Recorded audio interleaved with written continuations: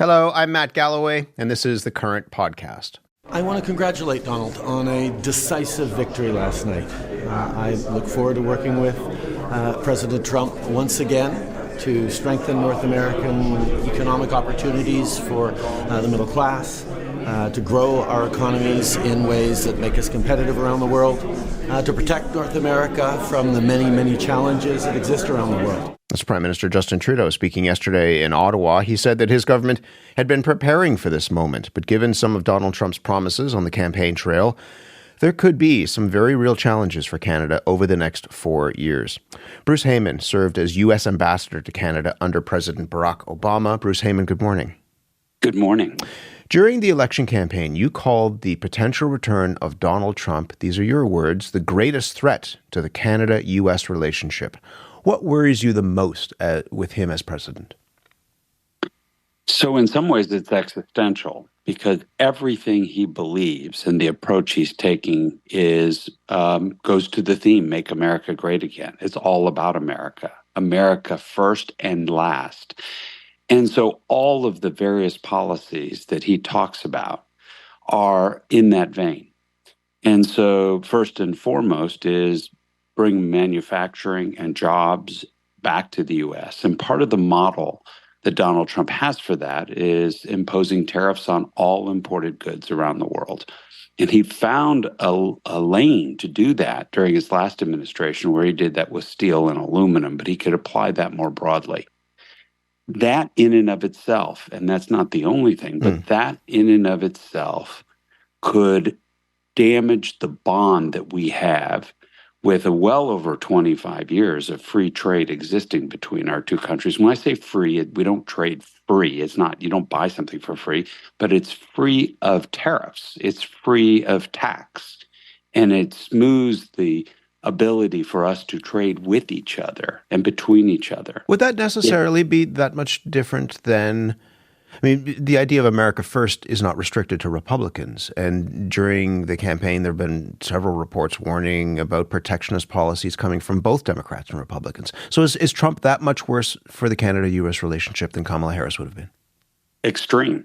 And so your answer to your question is you're right. It is a movement within the United States, and they're in both parties of placing America, first in manufacturing and bringing supply chains. And much of the legislation that the Biden team has passed was focused on bringing manufacturing back to the U.S., but it also recognized the importance of our North American supply chains. And so this is much more extreme than that, and tariffs would be applied universally across the board. And so you're seeing articles popping up all over the news feeds the last 24 hours about even U.S. companies like Procter & Gamble facing risks of, the things that they produce in Mexico. And it's going to affect a lot of things. I do believe, though, he's going to impose those. From everything I hear, that's going to happen. And that's just the first of many things. Well, I was going to say, what about trade agreements? The tariffs are one thing, but the CUSMA trade agreement is up for review in 2026. What, in the context of what you're talking about, what should Canadians brace for when it comes to that agreement? Well, a trade agreement is in effect assuming that we have free trade.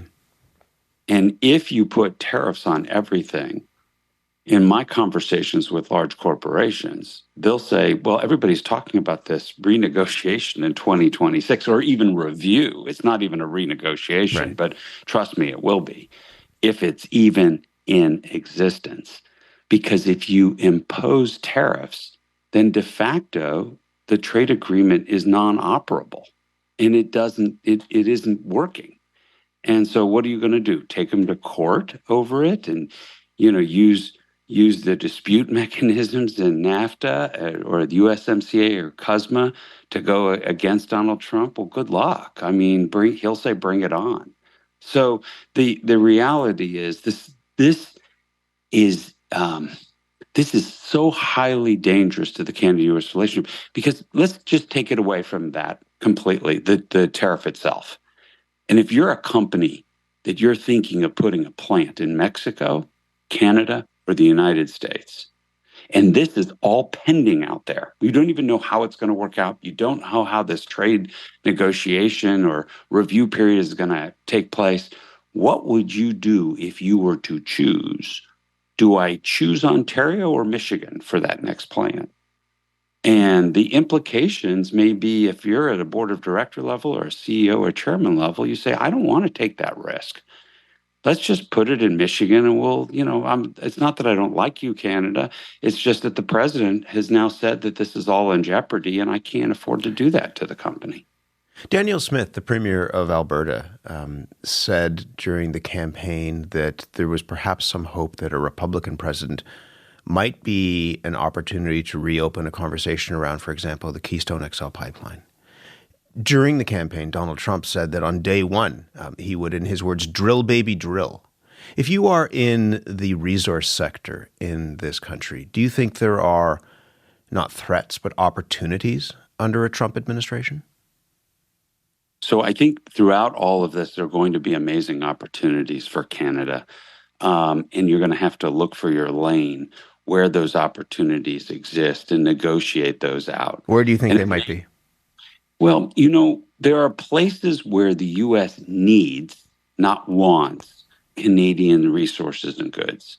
And the places where you need them is your leverage point. If you're trading with somebody or if you're in a negotiation with somebody and somebody wants something you have, it's very different than when they need something you have. And if they need it, you have a much stronger hand in negotiation. And so I think it's up to Canadians and the Canadian government and businesses to sit down and figure out what is the difference between need and want, and where do you have your leverage point as a country to negotiate with the Trump administration? Let me just step beyond the economy for a moment. He has said that he will also deport upwards of 11 million undocumented people. The Premier of Quebec, François Legault, was asked yesterday if he planned to add more resources to protect the border in that province. Take a listen to this. What I want to do is make sure that Mr. Trudeau, the federal government, take this seriously. And I want to follow up every week about the number of new immigrants we get in Quebec. I want to make sure that he protect the borders, the physical borders, that he protect airports. And if need is, I will make sure to have some of our people making sure of that. Bruce Heyman, is your expectation that in light of that threat to deport 11 million plus undocumented people in the United States, there could be a flood of asylum seekers coming toward the Canada-U.S. border? I wouldn't say expectation, is my fear. And I think it's a legitimate fear. And so, we saw what happened when we were talking about sending Haitians back. And, the Premier is absolutely right to be concerned because they came up Roxham Road in much larger numbers than I think most people fully appreciate or realize during the dead of winter. And so I would start actually watching this today, not waiting till when he becomes president, because I think people, who are operating out of fear are going to start moving. And maybe moving before January 20th. Moving toward the border. Yeah, or, just moving. And so there's, when you're talking about rounding up 11 to 14 million people, and you keep saying that over and over, just imagine all of your listeners, if you were one of them, what would you do with your family if you actually had run from a repressive regime in Latin America and you made your way through jungles and deserts and contras and loss of life and hunger, and you made your way to wherever it is, Milwaukee, Chicago, Detroit, and you're there now, and the president-elect is saying he's going to round you up. And I would anticipate not everybody's just going to be sitting around waiting to be picked up. So what do you do? I have to let you go, but what would your advice to Canadian politicians be? I mean, we heard the Prime Minister at the beginning saying that he's looking forward to working with the new administration. The Finance Minister, Deputy Prime Minister says that we'll be fine when she's talking about Canada. What do you say to them? First of all, that's the right language I would use. I think everything they said was completely appropriate.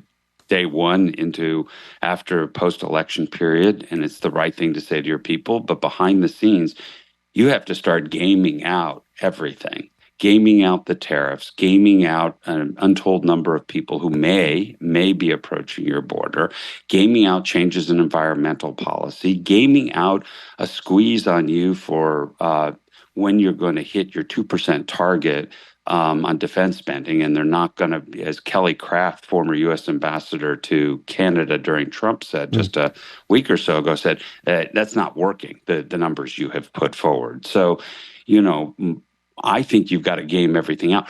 The real issue for Canada this time is that he's been preparing for this for 4 years. And my guess is it's all going to happen in the first 100 days. And so it's not just one thing. It's like a swarm of bills and policies that are going to get enacted. And Canada, as well as those of us in the United States, are going to be facing fairly dramatic changes very quickly. Bruce Heyman, good to speak with you as always. Thank you very much. It's a pleasure, man. Bruce Heyman served as U.S. Ambassador to Canada under President Barack Obama. Flavio Volpe is president of the Automotive Parts Manufacturers Association. He is with me in studio and has been listening in. Good morning to you. Thanks for having me. Donald Trump said, and the language is a bit salty here, we've been screwed by Mexico and China and by Canada and by the European Union. When a president-elect uses language like that, what goes through your mind? Well, we've heard this before. It's 2024, not 2016. 2016, we said, oh boy. 2024, we said, okay, look, what did we do in those 4 years when he was president? It's his negotiating technique, and we just have to be prepared for it. And so he's promised to bring in tariffs starting at about 10%. You've called those tariffs, if they were to be imposed, catastrophic. Yeah. Why did you use that word? Well, what he's really talking about is, first of all, I'm not sure he understands that the consumer pays the tariff. So catastrophic for inflation and prices in the United States. If we send something for sale there, tariff gets added onto that price. But ultimately, if that consumer decides that they don't want to buy, in our case, the companies that I represent, vehicles, it's really going to affect the volumes here. 80% of the cars we make in Canada, which is up to 2 million cars a year, get sold to an American consumer. So we can't have that. You can't have that, but he says he's going to impose it. You don't have any sway in this, do you? We've been here before. So he said the exact same thing in 2016, 17, 18 when we were renegotiating the NAFTA. What happened on some of the stuff that we make and that we used to make in cars, steel and aluminum, he put a tariff. He decided to take a national security legislation regulation and put on those two items. On cars and parts, what people don't remember is that in the new CUSMA, there's a side letter that says, okay, look, notwithstanding that I want to put tariffs on there, I'm going to agree that they won't apply unless we sell 2.6 million cars in Canada, in the U.S. What it is Donald Trump uses a lot of strong early language in negotiation, and then when you sit down with the people who are actually negotiating, people that work for him, they understand that there's so much American investment on this side of the board. Half of the cars we make are with American cars. Half of the parts are American. Half of the raw materials are American. Ultimately, the argument of you're going to hurt yourself while we both take on China is not a good move. That strong language has also been applied to the electric vehicle industry. He has promised to scrap mandated sales targets for electric vehicles, said that he would look to dismantle parts of the Inflation Reduction Act, which have poured money into electrification. Canada has been shoveling money out the door toward the EV sector. Is that still a wise investment? The Canadian contracts were meant to mirror the American commitment. And in those Canadian contracts, the clauses said, if the Americans won't pay you the production subsidy, if the IRA goes away, so do the Canadian obligations. The company signed on to that knowingly and willingly. And I think we're past a tipping point on electric vehicles. We are around 10% in this market. We're going to get to, regardless, around 35% by 2035. He wants to scrap the mandates, which are the obligations for the automakers to make that 100% by 2035 or they can't sell cars. He's also talking about drill, baby, drill, and unleashing, in his words, the power of oil and gas. Well, imagine what that sounds like in Western Canada, that for the last 8-9 years has felt outside of the equation. within this North American project. So it's not all bad news for all Canadians. You were leading the Automotive Parts Manufacturers Association the last time he was president. How well do you think that we were, this country, enabled to defend our interests back then? Did we actually, I mean, it's a lot of talk, but were we actually able to stand up to what he was proposing? It was a little easier than it sounded like when you read about it.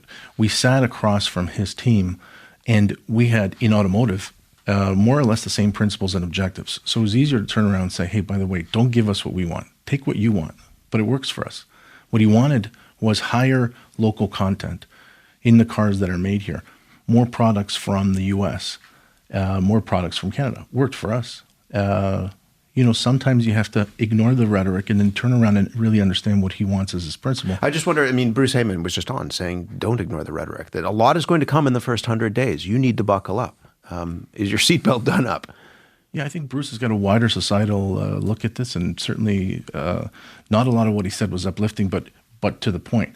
You're talking to me because we're going to be negotiating terms for Canadian automotive. I'm not as concerned on that pillar. We are very well aligned. We help the Americans compete with the Chinese, and they know that. Do they know that? Just last point. Do they know that? They do. When you say America first, do they know that? Robert Lighthizer was the chief trade negotiator for Trump, and he's been his chief advisor through all of this. He's likely to be back either in that position or Secretary of the Economy. He knows that, and he's a major trade hawk, and he doesn't particularly like us, but he knows that. And sometimes it's not about making friends. It's a understanding that I can help you with your enemy, and we're in a good spot. Flavio, thank you. Thank you. Flavio Volpe is president of the Automotive Parts Manufacturers Association. Carlo Dade is director of the Trade and Trade Infrastructure Center at the Canada West Foundation in Calgary. Carlo, good morning to you. Early good morning to you too, Matt. How do you, if you can, distinguish between rhetoric and bluster when it comes to what Donald Trump says?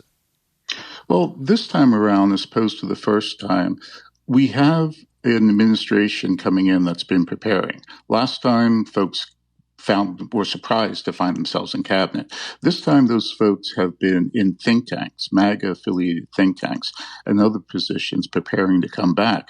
So when you see a tweet from President-elect Trump, you can try to trace the idea in the tweet, the initiatives in the tweet, back to these MAGA-affiliated think tanks and former administration officials. You mentioned Project 2025. Mm-hmm. That's one document. There are others. American Compass has put out the global tariff proposal. So you can trace things back. Things that you can't trace back, well, you can probably dismiss those and spend more of your time looking at things that actually have people and paper attached to Donald Trump. You have argued that the old Canadian message about our trade relationship isn't working anymore. This idea that we will boast about being the largest trading partner with the United States. You say that we need a new language to speak to America. What does that language look like? And what's wrong with the language that we've been using up until this point? So the economic populist framework that persists throughout the range of views within the MAGA policy community has one thing in common, and that's a belief that trade deficits are the cause of the hollowing out of the American middle class, the cause of the Rust Belt, the cause of American decline. Trade was, and I'm channeling the MAGA folks, this is not our position, but trade is responsible for job loss and decline in the U.S. If you walk in to a room where that's the dominant conversation and say, hi, we're your largest trade partner, you're walking into trouble. Instead, take the case of oil and gas. When we export oil and gas to the U.S., we don't export goods. We export jobs to the U.S. Canadian Gas has 7,000 people employed in the U.S. Canadian Gas allows U.S. workers in the U.S. to process to send abroad. So because we refuse to process oil and gas in Canada, we've been shipping jobs to the States. So if the U.S. goes drill, baby, drill, we really need to make a stronger case for Canadian oil and gas. we need to tie it to U.S. jobs, which is the one persistent theme throughout the range of views on trade in the MAGA universe. Couldn't that have blowback here in Canada? I mean, this idea of shipping jobs from this country down south of the border? We've been doing it for ages. Same thing with forestry.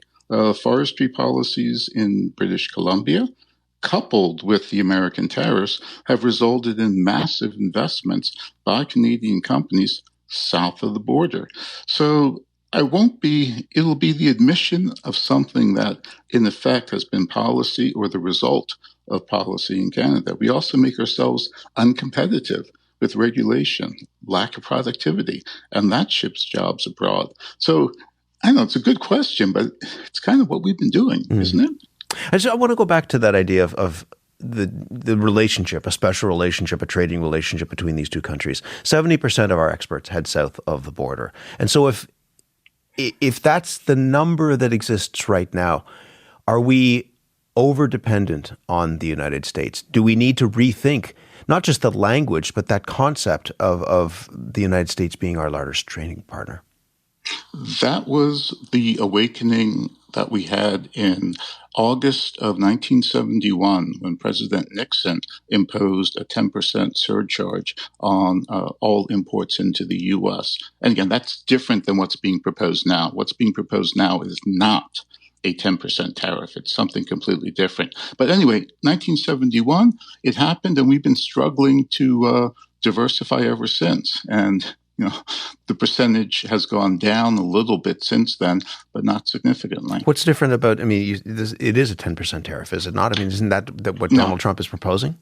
No, absolutely not. It is a charge that starts at 10%, that rises 5% every year the U.S. runs a trade deficit, but could fall 5% if the U.S. runs a global trade surplus. So not just the Canada-U.S., but the global relationship. It's the weaponization of uncertainty. You can figure out whether or not you can survive a 10% tariff, but you can't figure out if you can survive a tariff that could rise or could drop.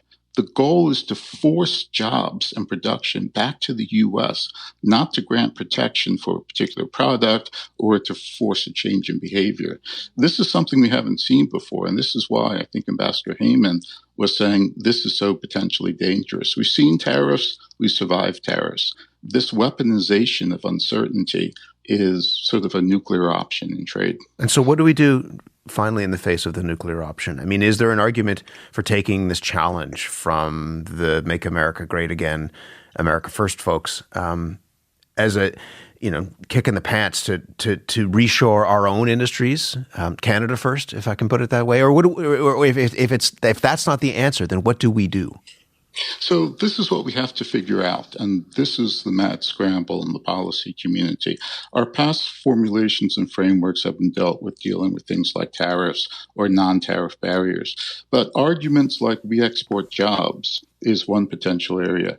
Trying to forge stronger alliances with trade partners, so not just diversify, but things like the Trans-Pacific Partnership Agreement, where we come together with like-minded countries to establish rules that allow us to trade more with each other and offer a common buffer and negotiating position with the U.S. These are all rough ideas. We've got to do some real hard thinking because the game hasn't just changed. I mean, we're playing something completely different here than we've seen in the past. And I mean, just to switch metaphors very briefly, I mean, the ambassador suggests the road ahead is going to be very rough. Is that your sense? There is a clear potential. But again, there's a range of policy proposals within the MAGA community. You have semi-free traders like Vivek Ramaswamy, but then you have the hardcore economic nationalists like J.D. Vance. Depending on who wins that fight within the MAGA community, we'll know exactly what we're up against. Carlo, good to talk to you. I think we'll talk again. Thank you very much. My pleasure, Matt. Carlo Dade is director of the Trade and Trade Infrastructure Center at the Canada West Foundation in Calgary.